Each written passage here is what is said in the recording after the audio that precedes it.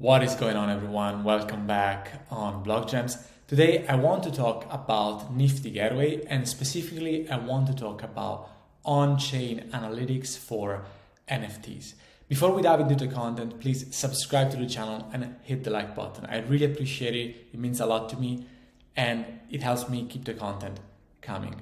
So guys, as you might know, the topic of on-chain analytics for fungible tokens, basically, for instance, for cryptocurrencies, has been very trendy, very popular recently. One example is, for instance, the case of Bitcoin in relation to the latest plunge in prices that we have seen. So if we look, for instance, at the inflows and outflows toward exchanges, we can see that in the proximity of huge plunges in price, typically we see large inflows of coins toward exchanges. Basically, people move funds to the exchanges, possibly because they want to sell them. So once there is a huge spike in moves, in transfers toward these exchanges, then we see a big plunge also in the prices. And we see a similar phenomenon also recently when it comes to the last price correction that we saw on Bitcoin. So I thought, would this be also something useful to look at when it comes to NFTs? So basically what I wanted to understand is if there was any pattern in movements of tokens in and out of exchanges, and if we could have learned anything from these movements. So one particular exchange that is very interesting, in my opinion, to analyze or to look at, having this question in mind, is NIFTY Gateway. Why? Because NIFTY Gateway has basically one single wallet that is used for inflows and outflows of tokens, of NFTs. In other words, whenever a token is generated to be put on sale, for instance, it's a limited edition, for instance, it's a piece that is later put on auction, it first gets generated on this wallet. So every single NFT that you buy on NIFTY Gateway comes from this wallet. Conversely, whenever you are moving something out of the exchange, when you're moving something, exporting something from the exchange, from NIFTY Gateway to a private wallet, to a personal wallet of yours, typically, actually all the time, you are moving it away from this wallet here, from NIFTY Gateway Omnibus. Let me show you an example. This is one of my favorite artworks. This is Queen of Multitude by Hagatao.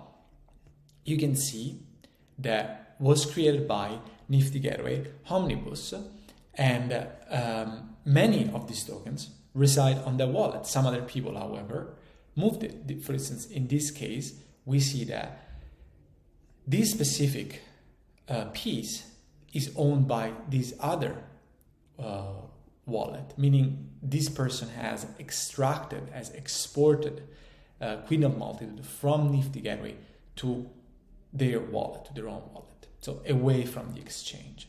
So I said, let's take a look at the NFTs that move in and out of NIFTY Gateway. This is something that I can expose freely because data in the blockchain, the Ethereum blockchain, is public.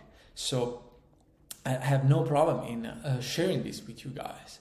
And if I look at what has been taken from, this is a from NIFTY Gateway exchange graph. So I'm charting here the counts of moves, basically the outflows for a specific NFT. I see there is a huge outlier here, which is the fungible open edition by PAC. Why? Mostly because it's basically a fungible token. There are so many units of it. So we remove this from our analysis and we look, say, at the sub top 10 of top 10 or sub top 10 of pieces. And we want to understand if there is something that we can learn from this.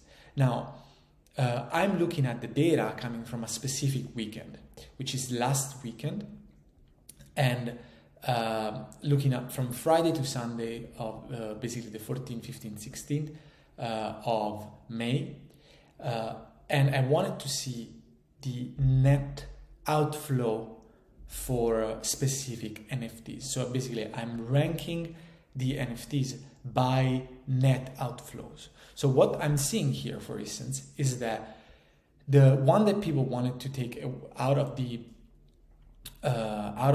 exchange more frequently is hidden by Hakatao. This is an open edition by Hakatao.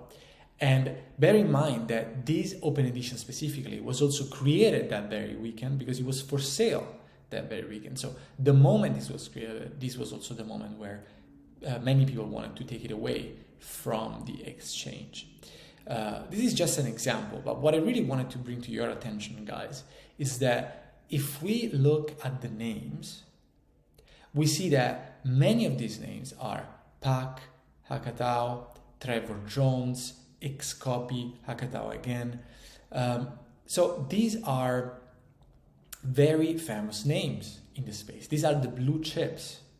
If we in fact go and see, for instance, on Super Rare,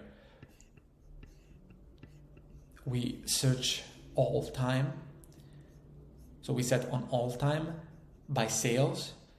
We see that these are the usual suspects. Pac is here, Hakatao is here, Xcopy is here. These are, I don't want to say necessarily top 10, but certainly top 15 artists in the space. So what we can learn from this, in my personal opinion, is that there are now some established names in the industry that are blue chip names that people don't want to keep on exchanges because they do not want to sell in the short term.